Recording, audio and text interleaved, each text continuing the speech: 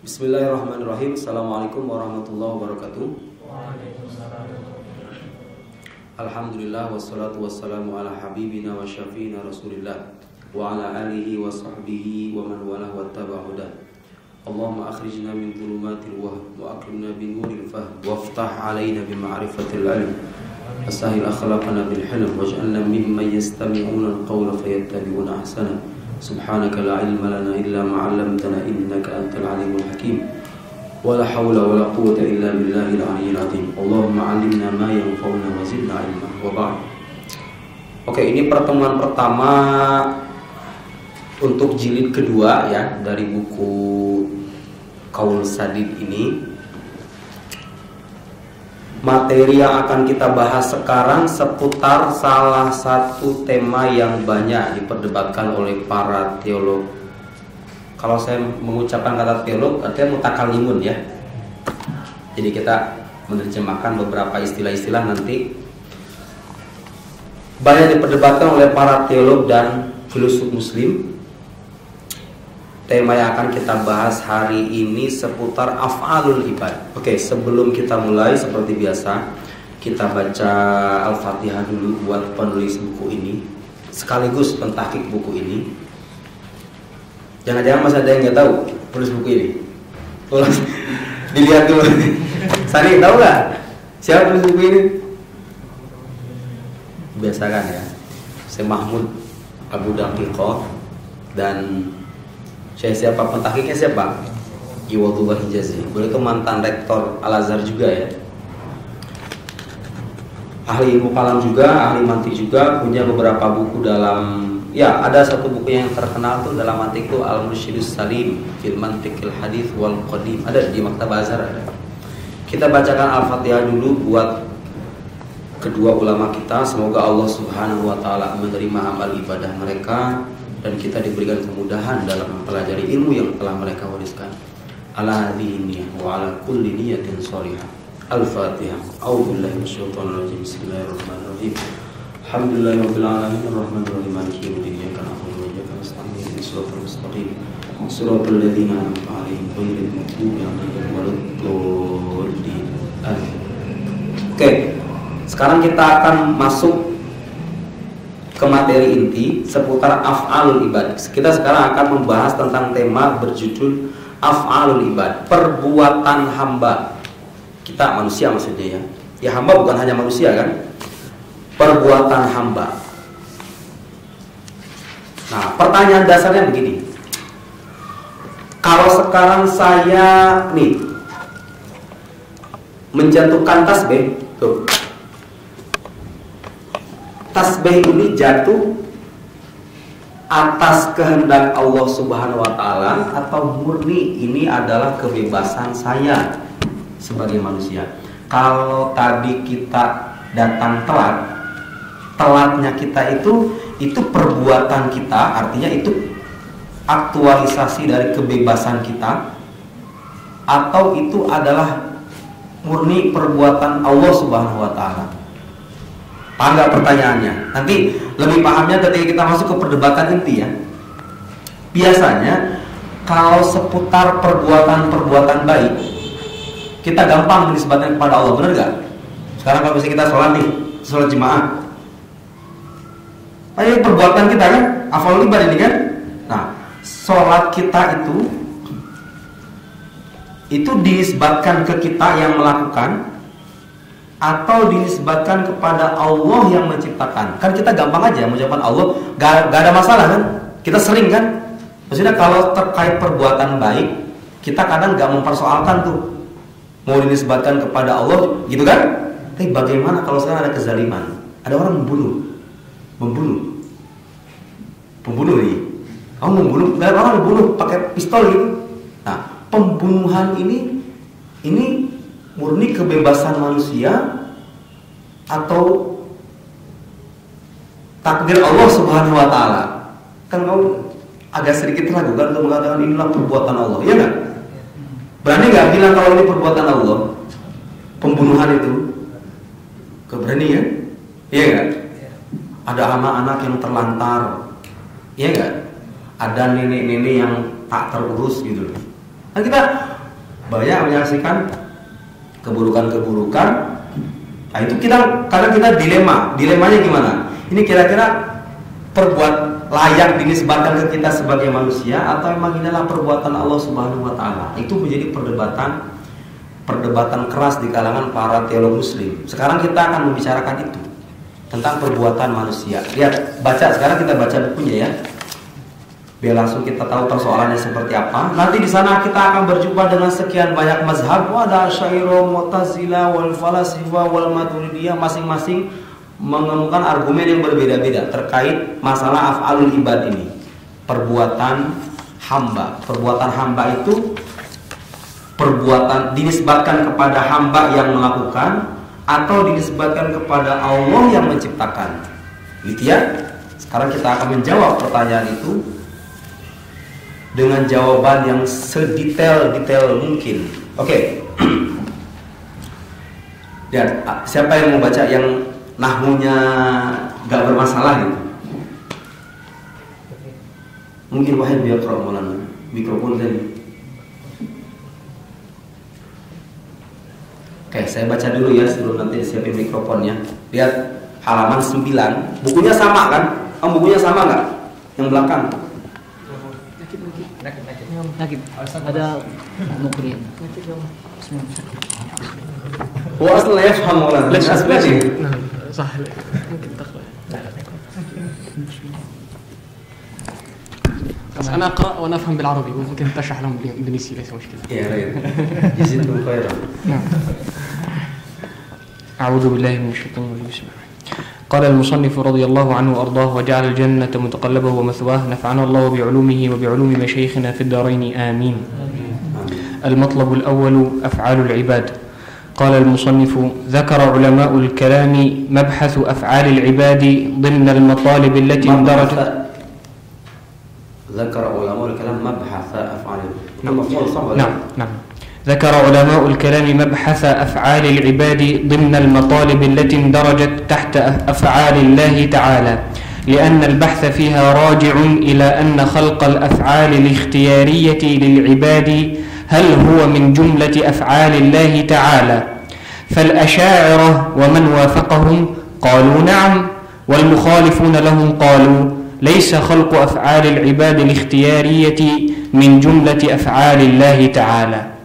وإني أقدم بين أيدي المطلعين على هذه المذكرة خلاصة لكلام الكاتبين في هذا الموضوع، أرجو بمشيئة الله تعالى أن تنال قبولا وتفي بالمقصود. Oke, sekarang pahami dulu itu teksnya ya. Jadi begini, letak perdebatannya adalah seputar perbuatan hamba yang berbasis pada pilihan, perbuatan af'al ikhtiyariyah. Af'al ikhtiyariyah, paham nggak maksudnya af'al ikhtiyariyah? Nanti kita akan tahu af'alul ibad itu dibagi dua.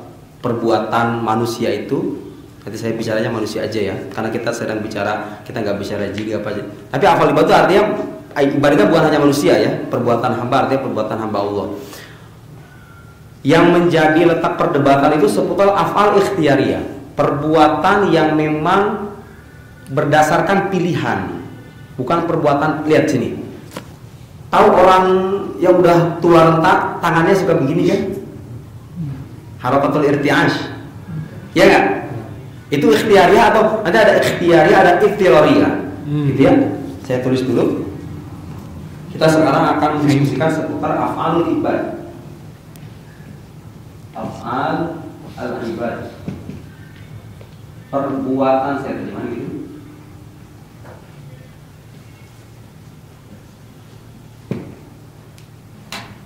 Ada dua macam perbuatan. Ada yang disebut sebagai af'al iftirariyah.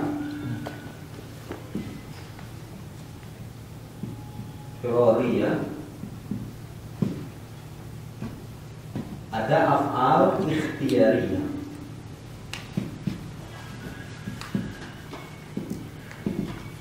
Gitu ya, saya terjemahin. Ini perbuatan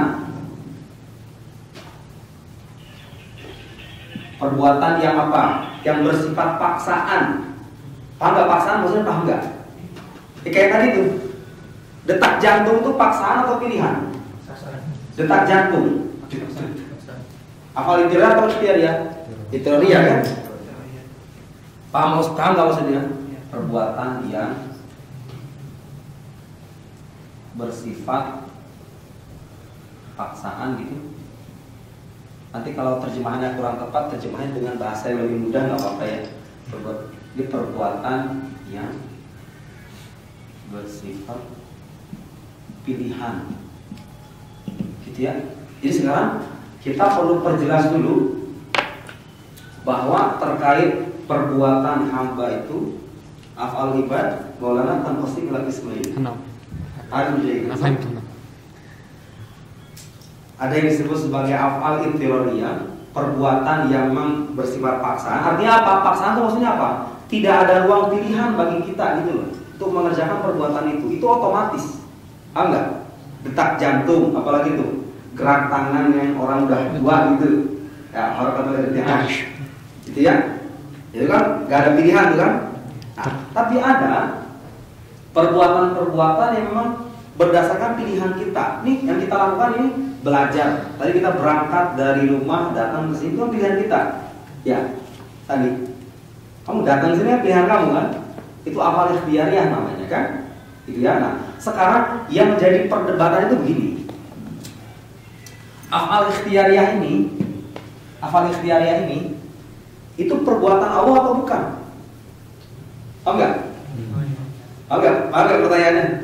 Maksudnya dinisbatkan kepada Allah atau tidak gitu loh. Diciptakan oleh Allah atau tidak? Paham enggak? Coba tadi baca teks yang tadi itu. Jadi sekarang muncul pertanyaan. Kenapa tema af'al ibad ini dijadikan sebagai salah satu pembahasan ilmu kalam? Karena pembahasan tentang af'al ibad ini menurut sebagian kelompok, perbuatan manusia itu masih berada dalam cakupan perbuatan Allah. Af'al Allah, gitu ya. Kemarin yang ikut di pertemuan pertama, kita masih ingat definisi ilmu kalam yang dipilih oleh penulis buku ini apa? Al-ma'lum min haitsu itsbatil aqaidid diniyah. Ya kan? Awasaili. Apa saja perbuatan manusia. Sekarang yang kita bahas perbuatan manusia itu bukan sekarang kita belajar nih.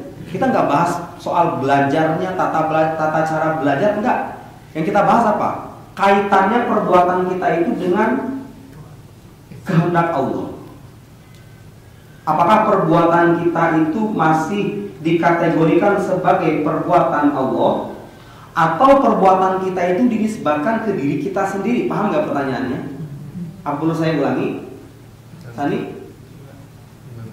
Paham nggak? Saya ulangi. Ada apa konsentrasi ya? Ini belum apa-apa ini. Tapi lebih pusing lagi. Ada sekian banyak argumen itu. Kalau pertanyaan sederhana aja ya. Ini biasanya itu ulama tuh gitu, dari pertanyaan yang sederhana bisa menunjukkan jawaban yang sedemikian rumit, ya kan? Ciri ulama kan biasanya gitu, ya kan? Tapi insyaallah kita akan berusaha untuk mempermudah ya. Jadi sekali lagi pertanyaannya, perbuatan kita itu ada perbuatan yang memang itu tidak ada ruang bagi kita untuk memilih gitu ya. Perbuatan yang sifatnya idtirari, itu adalah paksaan. Paksaan artinya apa? Tiada pilihan. Gitu ya, kayak tadi saya beri contoh detak jantung, kemudian gitu ya. Tapi kebanyakan perbuatan kita itu masuk kategori yang ini, ikhtiyariyah. Belajar kita sekarang, nanti kita pergi dari sini, datang ke rumah main YouTube gitu kan, ya nggak? Makan, itu tuh af'al ikhtiyariyah gitu ya. Nah, af'al ikhtiyariyah ini dikategorikan perbuatan Allah atau tidak, gitu loh, paham nggak? Paham nggak pertanyaannya? Oke, sekarang kita lanjut. Fal asy'ariyah wa man wafaqahum qol na'am.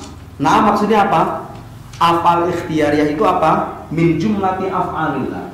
Al asy'ariyah. Nah, yuril asy'ariyah. Anna af'alal ibad min jumlati af'alillah. Tamam. Itu ya. Jawaban asy'ariyah. Ini jawaban masih singkat, belum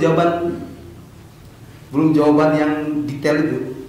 Nanti seru ya. Coba kalau ngikutin dari awal, konsentrasi dari awal itu seru. Nanti argumen-argumennya menarik. Nanti kita akan nilai mana yang lebih kuat.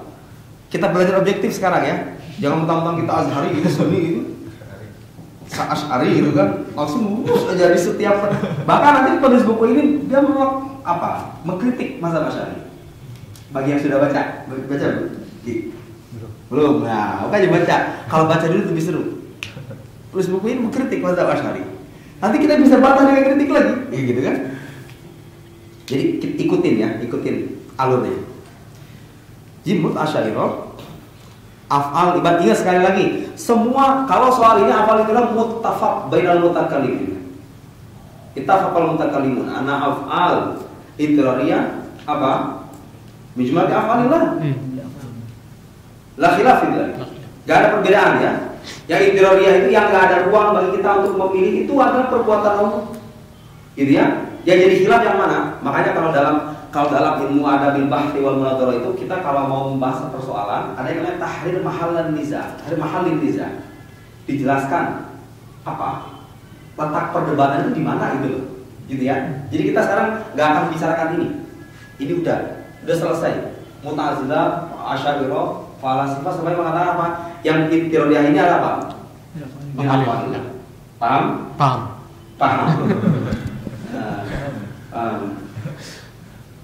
Letak perdebatan di mana seputar afal ikhtiyariyah. Nikah itu afal ikhtiyariyah atau ikhtiyariyah? Nikah. Nembak cewek itu. Nah sekarang kalau saya nembak cewek, aku suka nih sama kamu. Nah, ucapan saya ini itu lahir dari kebebasan saya sebagai manusia, sehingga perbuatan itu dinisbatkan kepada saya, atau perbuatan itu adalah perbuatan Allah Subhanahu wa taala. Jelas ya? Jadi ketika saya ngomong aku suka sama kamu, itu yang menciptakan ucapan itu adalah Allah Subhanahu wa taala. Menurut siapa ini? Asy'ariyah. Jelas ya? Asy'ariyah. Oke ya? Ya, Asy'ariyah mengatakan af'al ikhtiyariyah itu min jumlati af'alillah. Wal mukhalifun ini siapa? Min afrasihi Mu'tazilah. Gitu ya? Mu'tazilah wal falasifah. Nanti kita akan tahu falasifah dan Mu'tazilah ini kira-kira pandangannya tidak jauh berbeda. Mereka mengatakan apa? Qalu laisa khalq af'ali ibadah ikhtiyariyah min jumlati af'alillah. Gitu ya? Jawaban singkat nih, masih singkat. Asy'ariyah mengatakan apa?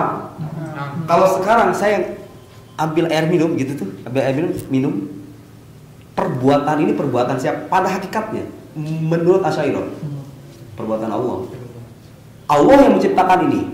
Gitu ya? Mu'tazilah mengatakan apa? Enggak, ini murni kebebasan Anda. Gitu ya. Jadi saya minum itu kebebasan saya. Perbuatannya disebabkan ke siapa jadinya? Kepada saya melakukan, bukan kepada Allah. Nanti akan kita lihat kenapa Mu'tazilah mengatakan begitu, nanti kita akan lihat. Tapi itu punya argumen. Bukan berarti mereka mengingkari kuasa Allah ya, sama sekali enggak. Nanti kita akan tahu, gitu ya. Paham enggak Ali? Paham enggak? Saya ulangi ya. Kalau saya angkat air gitu, minum begini, menurut Asy'ariyah perbuatan saya ini, perbuatan siapa? Siapa yang menciptakan perbuatan ini? Allah Subhanahu wa taala. Menurut Mu'tazilah, ini perbuatan saya. Saya sebagai fa'il. Gitu ya? Paham jadi itu? Subhanallah. Ma'ana al-ghayb dari أولا قلت بأن الأشاعرة تقول بأن هذا الفعل الذي أفعله هذا من فعل الله عند الأشاعرة. أما إذا هذا يعني أنا يعني فعلي أنا. إذا المعتزلة والفلاسفة. تمام. نحن لم نخوض في صميم الموضوع. نعم فهمت. Nah, terus masih sederhana ya, oke? Paham nggak pertanyaannya? Ya, paham ya? Nah, kita lihat belum masuk perdebatan nanti lebih apa? Lebih seru lagi. Wa ini uqaddimu. Nah, oke, di bawahnya lihat. Ikhtalafa ulama'ul kalam fi af'al ibad min haitsu kauniyah ikhtiyariyah aw intiradiyah. Faqala Jahmiyah. Jahmiyah ini disebut pada Jahm bin Safwan. Jahm bin Safwan ini salah satu tokoh Jabariyah. Jabariyah itu terjemahannya biasanya ada determinisme. Determinisme itu ya satu paham yang mengatakan bahwa manusia itu tidak punya pilihan. Semuanya sudah ditentukan sejak zaman azali.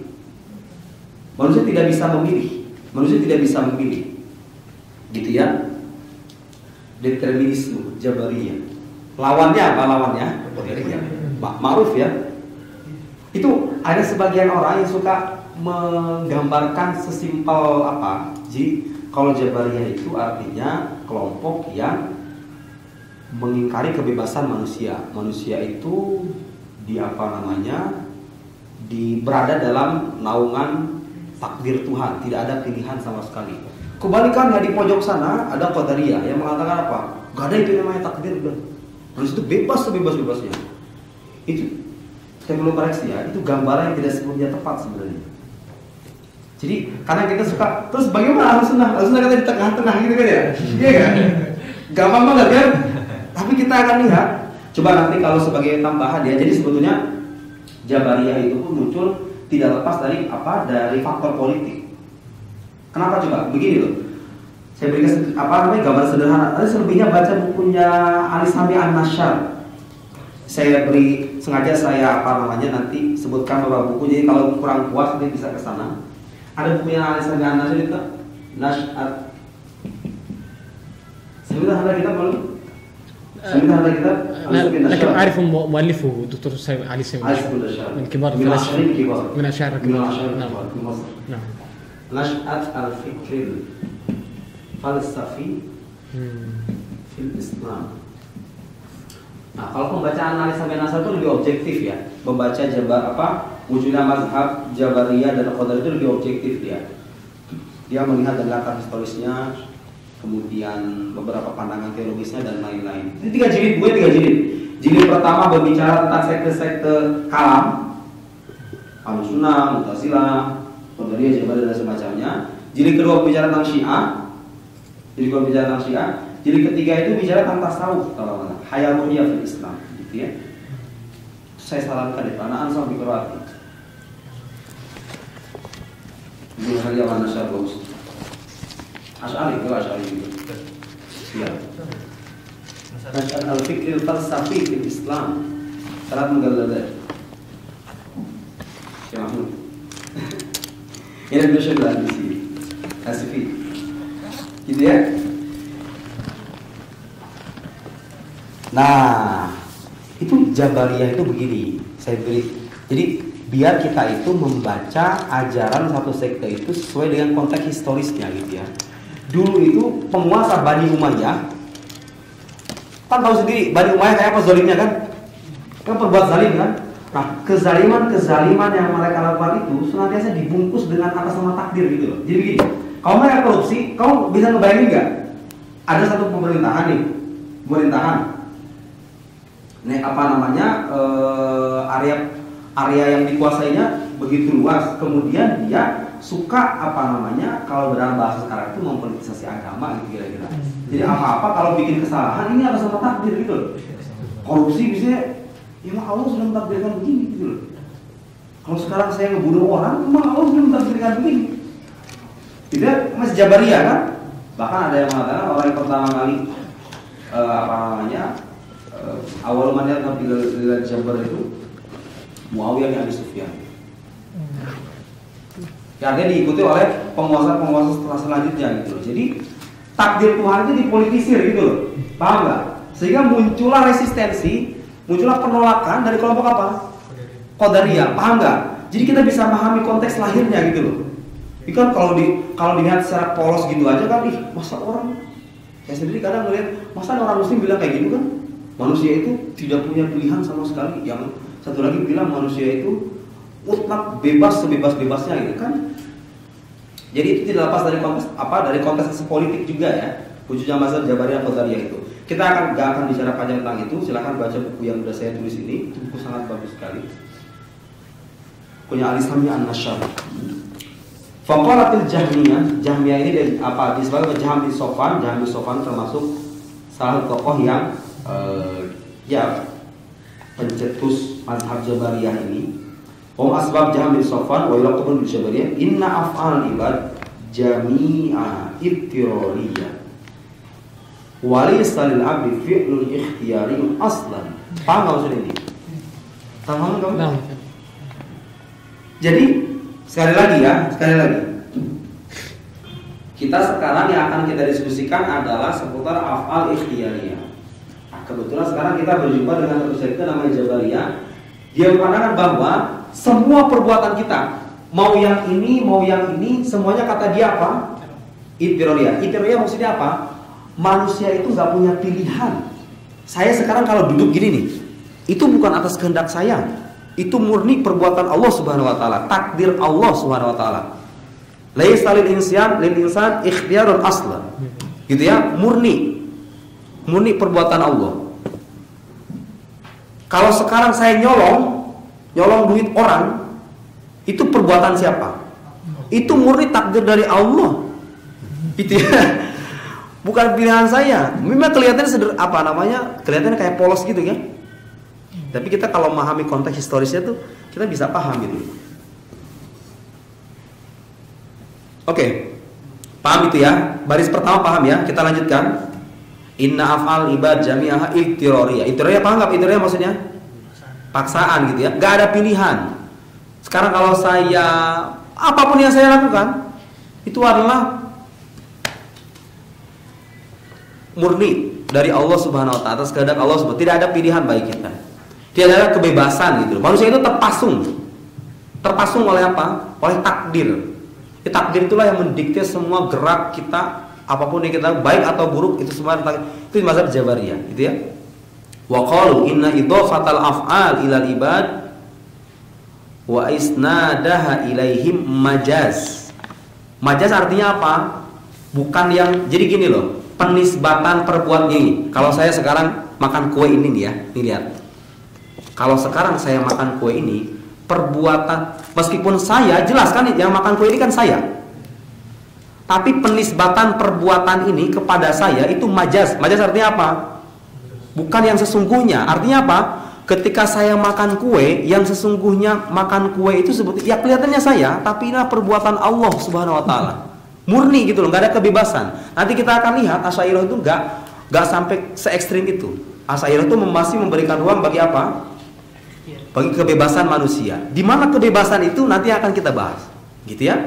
Ya sebagian ini perlu saya koreksi juga.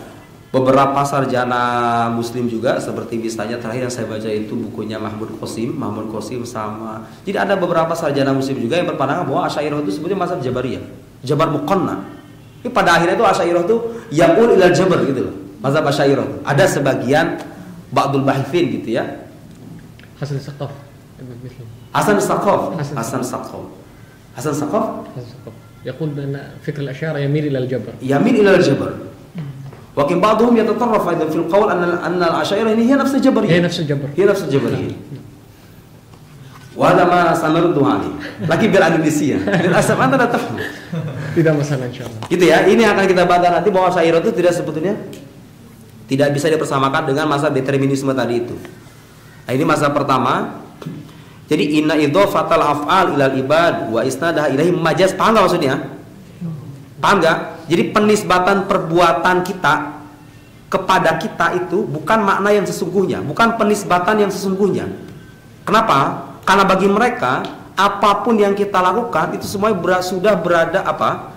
Atas takdir Allah. Semua itu perbuatan Allah. Tidak ada ruang bagi kita untuk memilih. Tidak ada sama sekali. Kebebasan kita sudah terpasung oleh takdir Tuhan. Gitu loh. Paham ya? Majaz. Faqauna daraba Zaidun. Zaid memukul. Wa dhahaba Amrun. Amr pergi.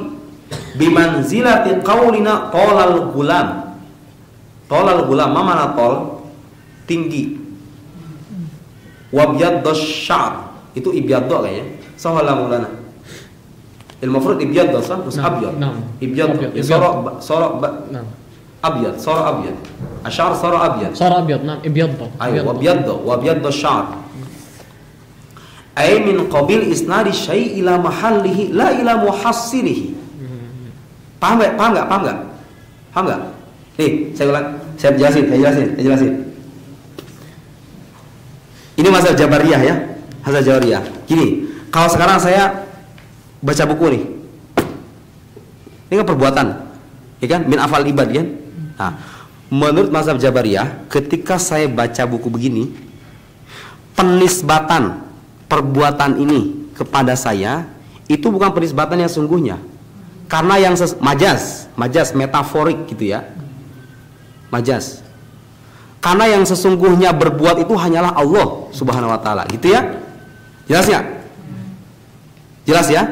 Lalu apa maksudnya? Itu mimbab isnadi syai' ila mahallihi. Bukan ila muhasil artinya menghasilkan. Jadi begini, saya nggak bisa mengatakan bahwa ini adalah perbuatan saya. Saya menghasilkan perbuatan ini nggak bisa. Menurut siapa ini? Paham nggak maksudnya? Jadi bagi mereka, kalau kita melakukan sesuatu, melakukan perbuatan tertentu, penisbatan perbuatan tersebut kepada kita itu apa? Bi'tibar apa? Isnadu syai' ila mahallihi, la ila muhasilihi. Jadi kita tidak dipandang sebagai muhasil, tidak dipandang sebagai sosok yang menghasilkan perbuatan, gitu. Paham nggak, Bi? Minum saya coba. Nah, minum sayanya dia penisbatan perbuatan ini kepada Aldi, gitu ya. Itu bukan Aldi, jadi saya nggak bisa mengatakan bahwa Aldi menghasilkan perbuatan itu, enggak. Yang menghasilkan perbuatan itu siapa? Hanya Allah saja. Itu kan lucu ya. Lucu banget ya. Tapi nanti mereka punya argumen. Mereka akan kita baca gitu ya. Kelihatannya lucu kan. Kalau belum dibaca argumen ya bisa kelihatannya lucu. Gitu ya, paham ya? Jadi mimbab isnadi syai' ila mahalla ila muhassirihi. Jadi saya ketika melakukan sesuatu menurut mazhab Jabariyah bukan berarti saya menghasilkan perbuatan itu, bukan. Yang menghasilkan itu siapa? Allah Subhanahu wa taala saja. Manusia la ikhtiyara lahu aslan. Gitu ya? Jelas ya? Wa qala jumhur mayoritas min Asy'ariyah wa Maturidiyah wa Mu'tazilah wa hukama falasifa. Al-falasifa muslimun. Ibnu Sina wal Farabi bitahdid. Muslimun hawala muslimun. Lakin kafarahum al-Ghazali. ورد عليهم ابن رشد الأندلسي. قرأت كتابه؟ قرأت تهابط؟ لا لسه. ممتع جدا. إن شاء الله. تهابط الفلاسفة. بس لازم تقرأ مقاصد الفلاسفة أولا. وبعدين تقرأ إيه؟ تهابط الفلاسفة. بعد انتهيت من تهابط الفلاسفة تقرأ تهابط. تمام. وستصير فيلسوف يعني إن شاء الله. إن شاء الله. Gitu ya. Nah, ini jumhur mengatakan apa? Inna af'al ibad tatanawwa ila ikhtiyari. Seperti yang saya tadi bilang. Oh, nggak bisa. Jadi kalau mazhab Jabariyah, saudara-saudara, ibu-ibu dan bapak-bapak rahimakumullah, mazhab Jabariyah nggak membedakan yang disebut ikhtiyariyah dan itiriyah. Nggak, bagi mereka semuanya itiriyah. Itiriyah artinya apa? Manusia nggak punya pilihan. Kamu mau nikah, mau jomblo, emang itu udah pilihan Allah gitu loh. Nggak ada ruang sama sekali. Gitu ya. Itu biasanya bisa menghibur juga sebenarnya masuk kayak gitu ya. Soalnya emang udah takdir Allah ini kan biasanya gitu ya. Ya kan? Sedikit menghibur lah gitu loh. Kalau orang kalau udah putus asa gitu dengan upayanya sendiri biasanya udah memang udah takdirnya Allah begitu. Allah pengen yang begini gitu kan, biasanya gitu ya. Sedikit banyak kita ambil yang positifnya aja ya. Jadi Jabariyah itu seolah-olah ingin memberikan kuasa mutlak bagi Allah. Tapi titik kesalahannya di mana? Dia menafikan kebebasan manusia yang sebetulnya tidak perlu pembuktian. Jadi kalau ditanya manusia itu bebas apa enggak? Itu jelas loh. Sekarang tuh saya kan bisa milih nih antara ngangkat pulpen ini dengan enggak, bener enggak? Jelas kan? Apa perlu bukti? Perlu bukti enggak kalau manusia itu bebas, perlu bukti enggak? Ya enggak perlu bukti. Dan minal badihiyat gitu ya. Al-insan mukhtar, fi'lan. Gitu ya. Enggak perlu bukti kan? Sekarang saya bisa aja nih selesai ya kan? Saya bisa Allah alam bisawab, selesai saya pergi, bisa aja kan, saya pilih, bisa kan? Saya bebas kan? Mukhtar, insan itu mukhtar. Tapi Jabariyah itu seolah-olah ingin memberikan kuasa mutlak, otoritas mutlak bagi Allah gitu ya, sehingga apa? Merampas salah satu kehormatan manusia itu kebebasan gitu ya. Tapi ya itu tadi, seperti yang saya bilang, mazhab ini muncul dalam situasi politik tertentu. Dulu di zaman Bani Umayyah, di saat para penguasa itu zalim gitu, mereka membungkus kezaliman itu dengan apa?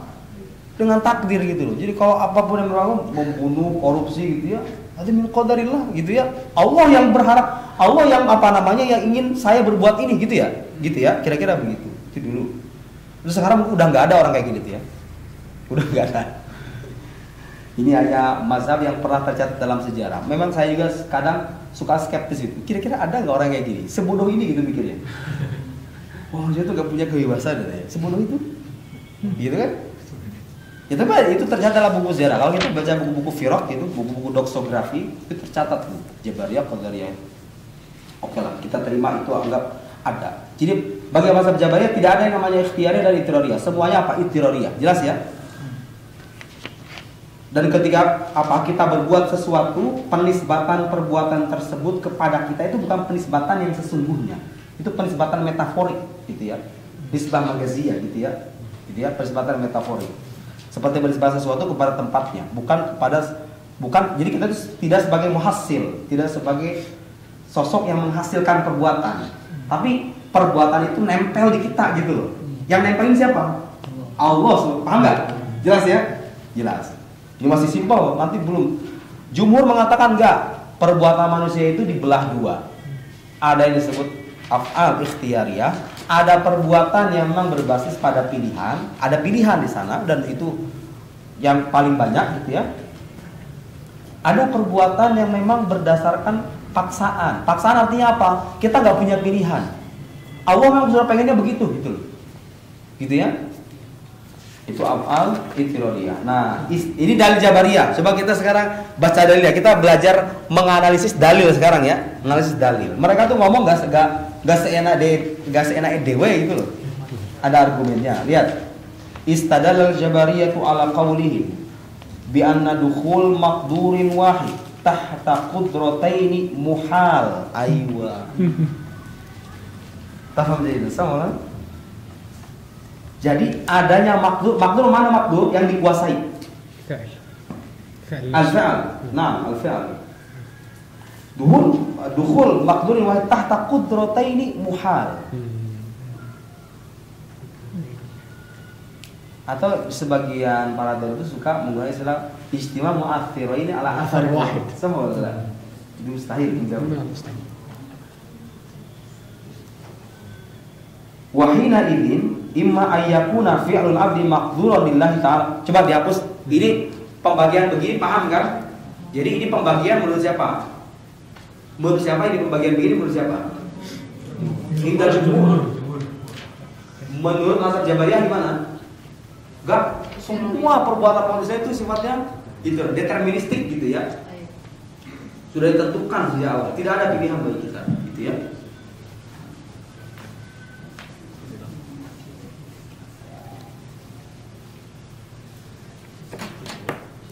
Nanti kita akan lihat ya, itu masing-masing jawaban kalau ditempatkan di posisinya masing-masing itu apa namanya? Ya'khudhu haddan minal haqq gitu ya. Jadi kalau kita tempatkan dalam posisinya masing-masing, dibaca secara apa? Dengan konteks historis yang mengitarinya gitu ya. Itu sebetulnya gak jadi masalah. Khilaf antara Mu'tazilah Asy'ariyah itu sebenarnya tidak terlalu substansial sebenarnya. Cuman kita sekarang gini ya. Barangkali ada yang berpikir gini, ini ngapain sih? Ini ngomongin kayak gini. Udahlah, ini ciptaan Allah udah selesai gitu kan. Kami capek-capek gitu loh. Enggak. Ini buku-buku kayak gitu mendidik kita untuk apa? Mendidik kita pertama untuk teliti.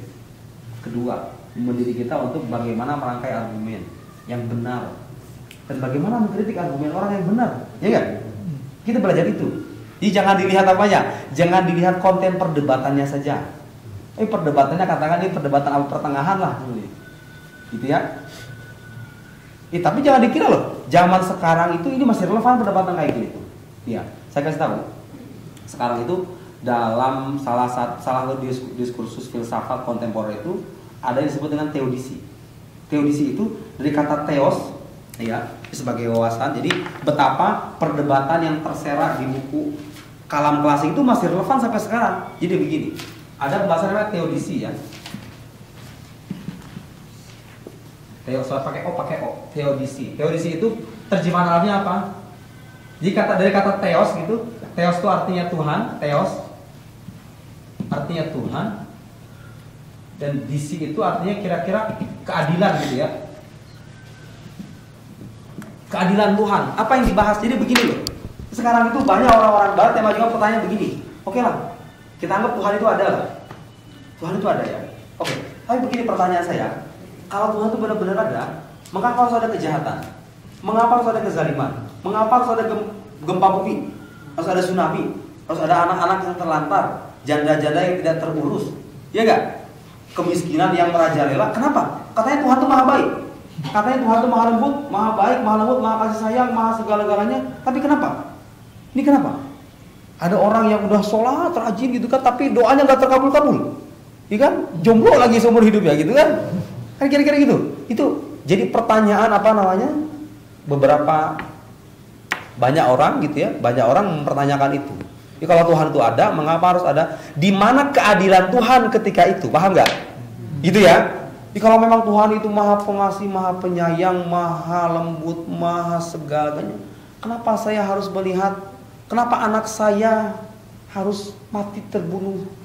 Sudah begitu besoknya istri saya yang kecelakaan. Kenapa harus terjadi itu? Biasanya dalam bahasa Arab itu sering disebut dengan istilah ini, mushkilatus syarr, problem of evil gitu loh. Problem of evil.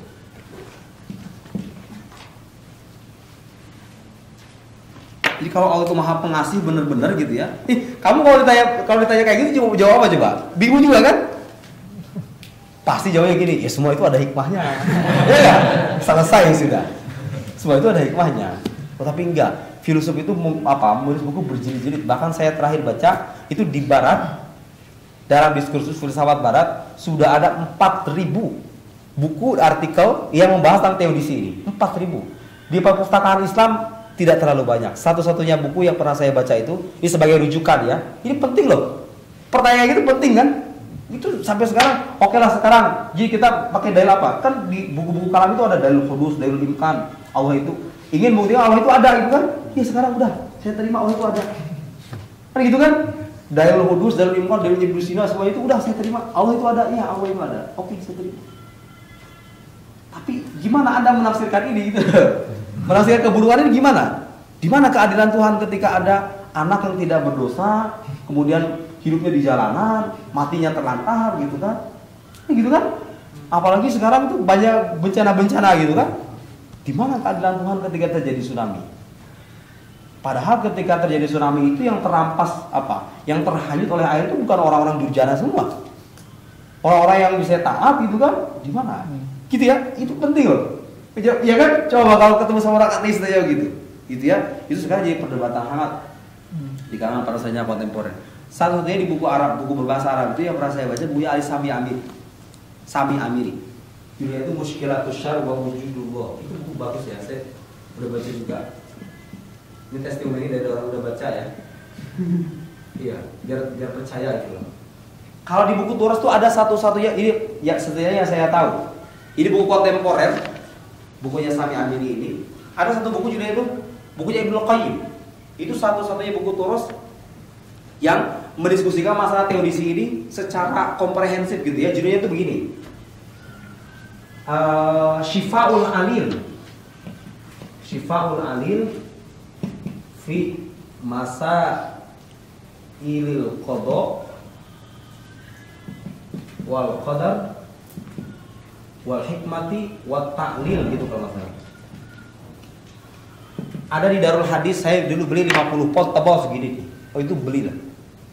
Itu jawaban satu-satunya buku Turos yang mendiskusikan masalah itu di atas bukunya Ibnu Qayyim itu bagus buku. Meskipun Ibnu Qayyim itu salafi ya, min atba'i Ibnu Taimiyah. Sahih Maulana. Hah? Ya Ibnu Qayyim Al-Jauziyah. Bukan Ibnu Jauzi, Ibnu Qayyim Al-Jauziyah. Salafiyah. Hah? Salafiyah. Hakada. Lesa salafiyah. Bas nakhud minhum al-ijabiyat ya narfidhum salbiyat. Di antara bukunya yang bagus itu ya. Oke, kita kembali ke masalah ini. Jadi jangan dikira perdebatan-perdebatan yang terekam dalam buku-buku kalam klasik itu sudah tidak relevan. Kata siapa? Itu masih relevan. Sekarang kalau kita tanya begitu, itu keburukan-keburukan yang kita lihat itu perbuatan siapa? Itu perbuatan manusia atau perbuatan Tuhan? Kalau Anda mengatakan itu perbuatan Tuhan, apa yang akan terjadi? Berarti Tuhan Anda jahat sekali ya? Iya enggak? Betul enggak? Jawaban Asy'ariyah kan gitu. Jawaban Asy'ariyah enggak? Ini saya jujur tanya.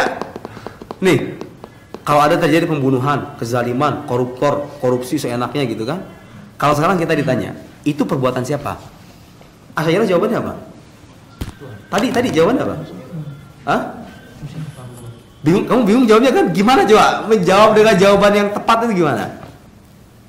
Kebingungan kan? Nanti akan kita jelaskan lebih lanjut ya. Gitu ya. Ini problemnya di sana. Kita mau bilang itu perbuatan Allah,